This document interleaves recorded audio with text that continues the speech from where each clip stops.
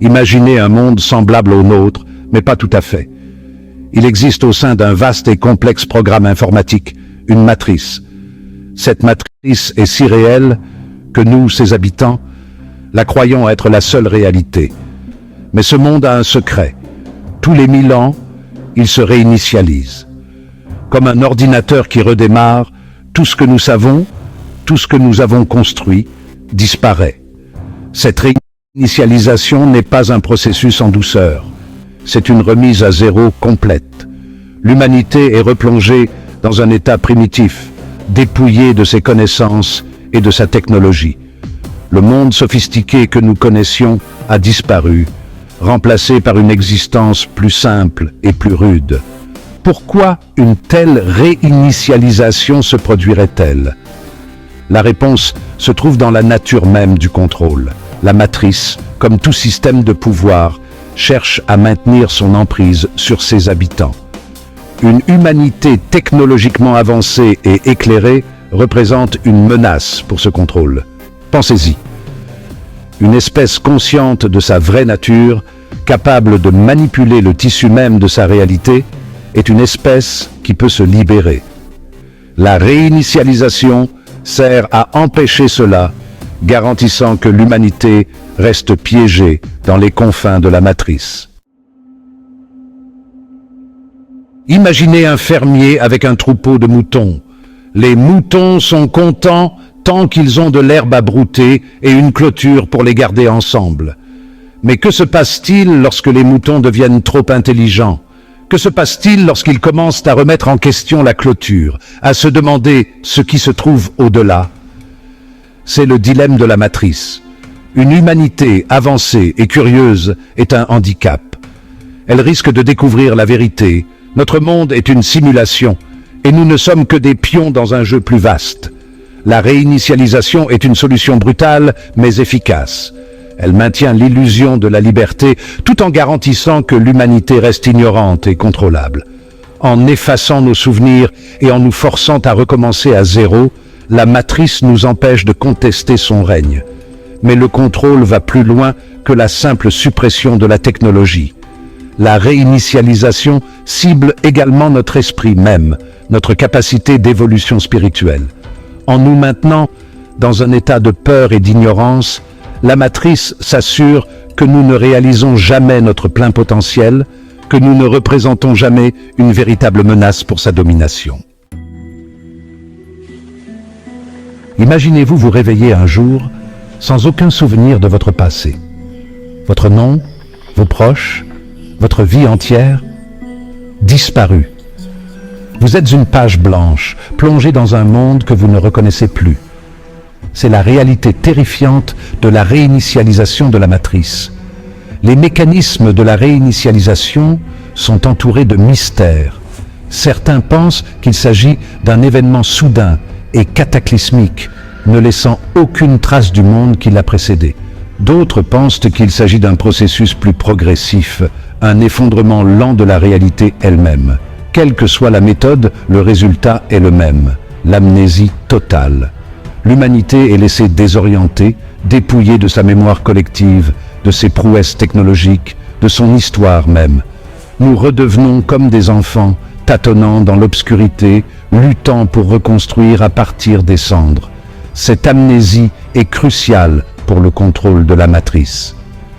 Sans la connaissance des civilisations passées, sans les leçons tirées des cycles précédents, l'humanité est condamnée à répéter les mêmes erreurs, à rester piégée dans les mêmes schémas de comportement.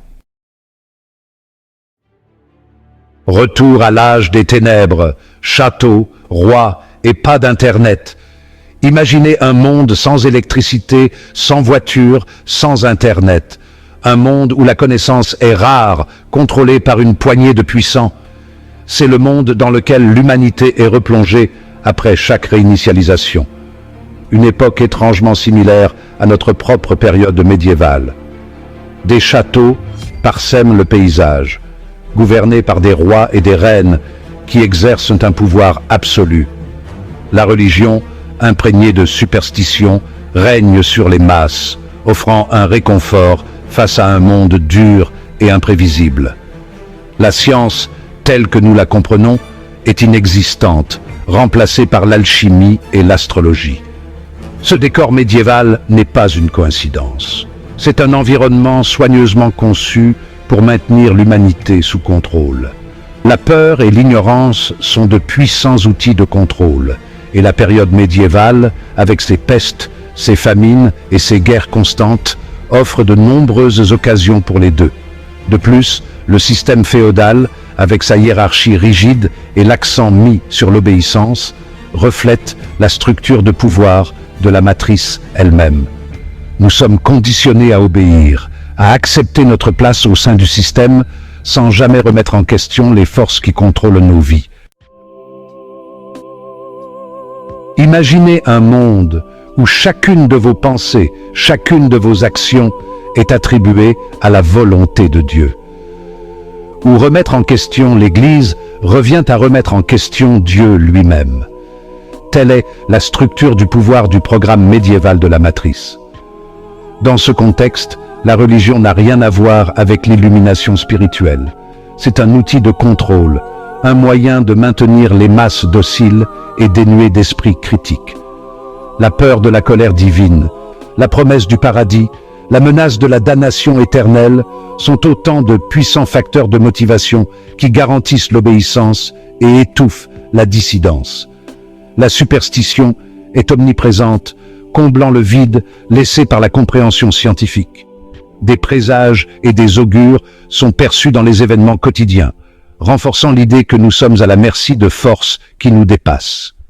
Cela favorise un sentiment d'impuissance, la conviction que nous sommes impuissants à changer notre destin. L'Église, en tant que porte-parole de Dieu, exerce un pouvoir immense, dictant tous les aspects de la vie, de la naissance à la mort.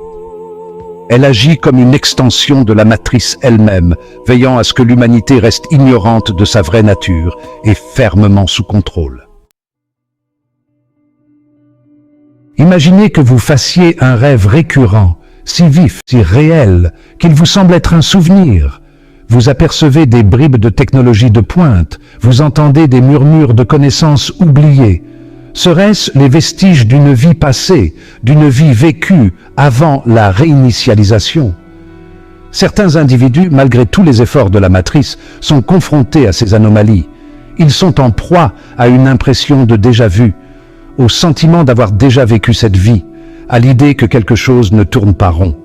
Ces personnes sont souvent attirées par la spiritualité, cherchant des réponses dans les textes anciens et la sagesse oubliée. La matrice, cependant, a sa manière de gérer ces anomalies. Ceux qui se souviennent de trop de choses, qui posent trop de questions, sont souvent qualifiés d'hérétiques, de fous, ou pire encore. Ils sont ostracisés, réduits au silence ou éliminés, leurs expériences étant qualifiées de délire. Cette suppression de la connaissance, ce silence imposé aux voix discordantes, est essentiel à la survie de la matrice.